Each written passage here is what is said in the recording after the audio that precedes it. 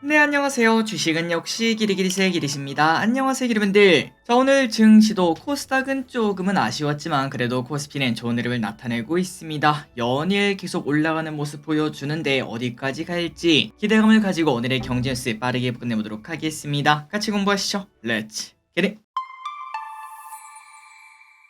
첫 번째입니다. 결국 왔습니다. 반도체의 시간. 자, 기름분들 오래 기다리셨습니다. 올해 내내 같이 공부했던 반도체가 이제 왔는데요. 물론 그 가운데 잠시 2차전지에 밀려 왜 도대체 반도체 투자하냐? 지금이라도 2차전지 사라. 엄청 그 유명한 사람 있지 않겠습니까? 그 사람이 뭐 반도체를 너무 안 좋게 말한다. 그게 맞다. 이렇게 말씀하신 분들도 많았지만 결국은 우리가 다 얘기했던 대로 연말 그 다음에 내년 초까지 반도체 시간이 온 걸 확인할 수 있습니다. 그 중심에는 당연히 삼성과 하이닉스가 있습니다. 벌써 어느덧 신고가 행진을 나타내고 있고요. 그리고 KB증권은 내년에는 더 크게 성장할 것 이렇게 말을 하며 삼성전자와 하이닉스를 최대 수혜주로 꼽았다고 합니다. 참고로 삼성전자는 내년 영업이익이 올해 대비 무려 360% 증가한 33조 원으로 예상하고 하이닉스도 흑자 전환 플러스 8조 원의 영업이익을 예상한다고 합니다. 그리고 여기서 중요한 거는 바로 이거겠죠. 조금 주가가 올랐다고 홀라당 파는 거는 당연히 주의를 해야 됩니다. 내가 이렇게 생각을 해봤는데 이렇게 원사이드로 올라가진 않을 것 같아. 잠시 이렇게 출렁출렁 하겠지. 그런 식으로 생각해서 비중을 오르면 좀 줄이고 떨어지면 다시 사고 그런 식으로 조정하는 건 괜찮겠지만 하지만 그냥 이거 올랐다고 아유 이거 다시는 안 산다 하고 팔고 나가면은 조금은 후회할 가능성이 높다라고 말할 수 있겠죠. 기름들이 아시다시피 반도체 시간은 아직까지 좀 많이 남았습니다. 내년 중순 그 다음에 내년 말까지 충분히 기대감이 남아있기 때문에 긴 호흡으로 볼 필요가 있겠죠. 좋은 결과 있기를 바랍니다. 다음입니다. 한국만 좋은 게 아닙니다. 오히려 한국은 조금 뒤처진 느낌이 들고 있을 정도로 미국 필라델피아 반도체 지수는 역사적 신고가를 이미 내고 있는데요. 그리고 이렇게 미국에서 반도체가 좋은 이유는 당연히 AI 때문에 그렇습니다. 이 와중에 또 좋은 소식이 나왔다고 합니다. 이번에 인텔은 새로운 AI 칩 가우디 3를 꺼냈다고 하며 내년에 출시된다고 하네요. 그래서 이 가우디 3 전작 대비 처리 속도를 4배나 향상했다 이러한 평가를 받는다고 하며 엔비디아의 H100, AMD의 MI300X와 치열한 경쟁을 할 것 요런 얘기가 나온다고 합니다. 과연 내년에도 AI가 우리 전체 증시를 이끌고 갈지 보도록 하겠습니다. 다음입니다. 정부, 경제 좋다. 정부가 말하면 조금 믿음이 안 가는데요. 이렇게 말씀하실 수도 있지만 그런데 이거는 데이터에 근거하니까 당연히 믿을 수 있을 듯합니다. 기획재정부는 반도체 등 제조업 생산 등으로 인해 경기 회복 조짐이 현재 나타나고 있다고 말했고요. 또한 최근 들어 수출 호조세가 나타나고 있어서 8월에서 10월까지는 경기 둔화 흐름 완화 이러한 평가를 내렸고 그리고 11월에 이어 12월은 경기 회복 이러한 판단을 내렸다고 합니다. 그러니까 바닥치고 이제 경제가 좋아지고 있다는 거겠죠. 또한 물가 상승세도 다소 꺾인 것으로 보인다고 합니다. 지난달 물가 상승률은 3.3%로 10월달 3.8%보다 낮은 수치가 나왔다고 하죠. 다만 솔직히 말해서 이미 오를 건 다 올라서 우리가 체감하기는 좀 어렵지만 어쨌든 물가 상승세도 꺾인 것으로 확인할 수 있습니다. 다음입니다. 미국은 인하한다는데 한국도 따라서 인하를 할까요? 자, 이 부분을 우리가 한번 생각을 해보자면 쉽게 금리를 내리기는 어렵다고 합니다. 1%대로 낮아진 경제 성장률을 끌어올리려면 당연히 내려야 되긴 한데 하지만 여전히 높은 물가, 가계 부채를 생각을 해보면은 이거 결론 내리기가 진짜 어려울 듯 하네요. 또한 한은 부총재부는 비둘기적인 FOMC 결과가 나왔지만 일단 지금 우리의 목표는 물가가 잡힌다는 확신이 들 때까지 그때까지는 정책 방향을 변하기는 어렵다. 이러한 생각을 밝힌 바 있다고 합니다. 자, 다만 일각에서는 그런데 한국이 뭐 먼저 금리 내릴 수도 있다. 이렇게 얘기를 하고 있습니다. 경제를 위해서 한 발 앞서서 금리를 낮출 가능성이 있다. 이렇게 말한다고 하니까 과연 내년에 금리가 빠르게 내려갈지 그렇다면 부동산은 또 어떻게 될지 등등 여러 가지를 우리가 고민할 필요가 있겠네요. 다음입니다. 태영건설 노이즈가 찌직찌직 과거부터 건설사 중 가장 위험하다 이러한 평가가 따라 붙었던 태영건설 유동성 위기에 진짜로 빠졌다는 이야기가 최근 돌고 있고 하도급을 받은 업체에 현금을 지급하기로 계약을 했는데 막상 돈을 줄 때 현금을 주는 게 아니라 어음을 줬다 이러한 이야기도 돌고 있습니다. 그래서 오늘 시장에서는 태영건설 부도설 이게 슬슬 돌고 있긴 했는데 그런데 갑자기 왼쪽의 차트 보시나요? 쭉 급등했다가 내려왔던 거 원래 뭐 찌라시가 이랬습니다. 뭐 2시에 무슨 뉴스가 떠가지고 그때 부도 발표를 하니 마니 이런 얘기가 나왔는데 하지만 2시가 되자 별일이 없었고, 게다가 이 태양건설이 아니라 오늘 해광건설이 부도가 되었다, 이런 얘기가 나오면서 커봐라 그냥 찌라시 아니냐, 이러한 기대감이 나오며 주가가 쭉 올랐다고 합니다. 물론 마지막에는 전부 다 다시 반납하고 마무리가 되었습니다. 그리고 아직까지도 리스크가 분명 존재는 하고 있는 것 같은데, 그래서 이런 걸 봤을 때 지금 건설사나 증권사 이 2개를 투자하기는 조금은 어렵다고 저는 생각하고 있습니다. 다음입니다. 이제 우리가 먹는 치킨은 더 좋아질 예정. 자, 그 이유가 뭘까요? 바로 사람이 하다 보면은 치킨을 조금 더 튀기다 보면은 좀 질겨지고, 덜 튀기면은 약간 비린내가 날 수도 있고 등등 여러 가지 문제가 생길 수 있는데, 하지만 기계는 항상 같은 치킨을 내놓을 확률이 높습니다. 자, 원래 치킨 튀기는 로봇은 레인보우 로보틱스, 그 다음에 두산 로보틱스가 뛰어들었던 시장인데, 성장성이 뛰어나 보였는지 이번에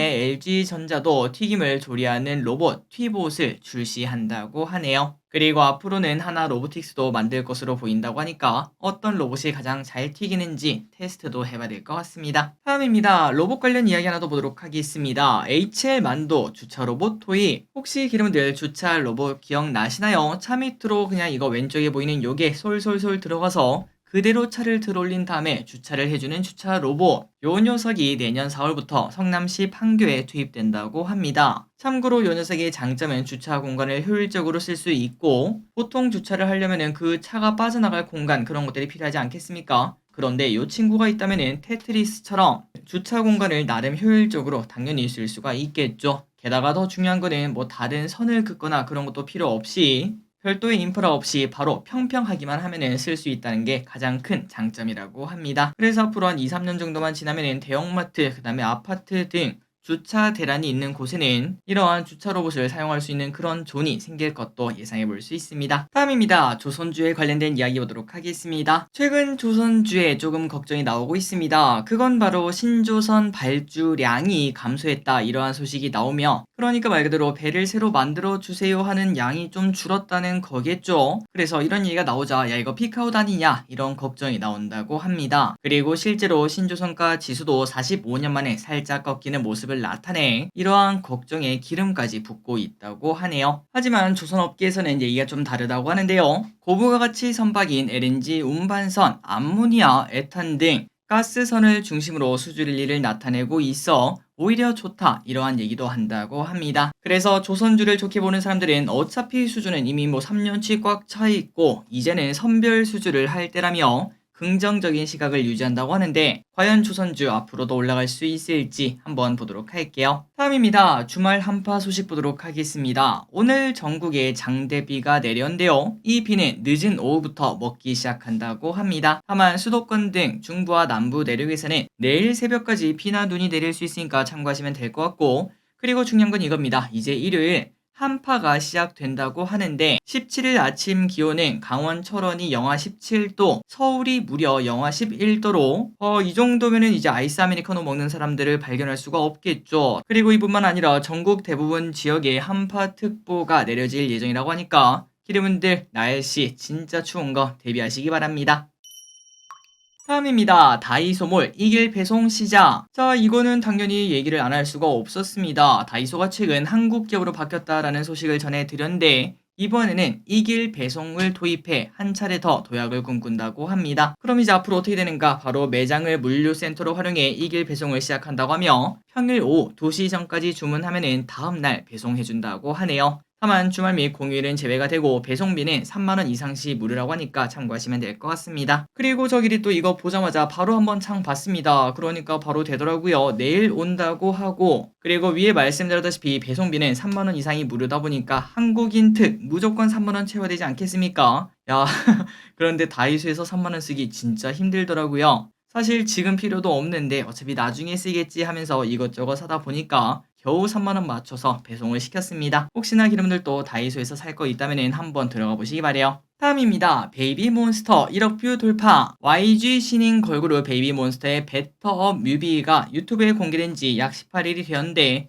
벌써 1억회를 넘어 역대 K-팝 그룹 데뷔곡 기준 가장 빠른 속도를 기록했다고 합니다. 그리고 스포티파이에도 발매 6일 만에 리스너 100만 명을 모았고, 10일 만에 1000만 스트리밍을 돌파해 K-팝 걸그룹 데뷔곡 중 최단 기록을 또다시 달성했다고 하네요. 그래서 이제 이 정도면 뭐 당연히 호재 아니냐라고 볼 수 있지만, 그런데 YG엔터 아직까지는 조금 힘이 없는 모습을 보여주고 있습니다. 그리고 왼쪽 차트를 보다시피 아직까지는 떨어지는 칼날이죠. 당장 투자를 크게 하기는 힘들다고도 말할 수 있겠네요. 다음입니다. CES에서 PBV 콘셉트카 공개. 자, PBV는 목적 기반 차량을 말하는데요. 그러니까 우리가 보통 차를 사면은 받는 그런 차량이 아니라 사용자의 목적과 취향에 따라 다양하게 활용할 수 있는 차를 말합니다. 어떻게 보면은 내 입맛에 맞는 차, 이렇게 말을 해볼 수도 있겠죠. 그러니까 뭐 레이 1인승 밴, 사실 보통 차랑 완전 다르지 않겠습니까? 나 혼자 어차피 탈 거고 나머지는 짐을 실을 수 있는 그런 차량도 PBV 중 하나로 뽑을 수 있다고 합니다. 어쨌든 이게 갑자기 왜 나오는가? 바로 기아가 5년 만에 CES에 참여해 PBV 3종, 소형, 중형, 대형 이렇게 세 가지를 공개하고 앞으로의 로드맵을 밝힐 예정이라고 합니다. 참고로 기아의 목표는 30년까지 연간 30만 대 이상의 PBV를 판매해 세계 1위로 도약하겠다, 이러한 목표 가지고 있다고 하네요. 그리고 모빌리티 신기술과 다양한 전기차 라인업도 공개한다고 하니까 여러분들도 한번 참고해 보시고, 혹시나 내년에 PBV 관련주 이런 게 나타나는지 그것도 관심 있게 봐야 될 것 같네요. 다음입니다. 골드러시 이어진다. 연준이 내년에 금리를 인하하겠다, 이렇게 말을 하고 있는 가운데 전문가들은 내년에 금값 강세가 이어질 수 있다, 이러한 전망을 내놨습니다. 그렇다면 그 이유가 뭔가? 바로 금리 인하로 달러가 약세가 되게 되면은 대체 관계인 금이 각광을 받을 수밖에 없기 때문인데요.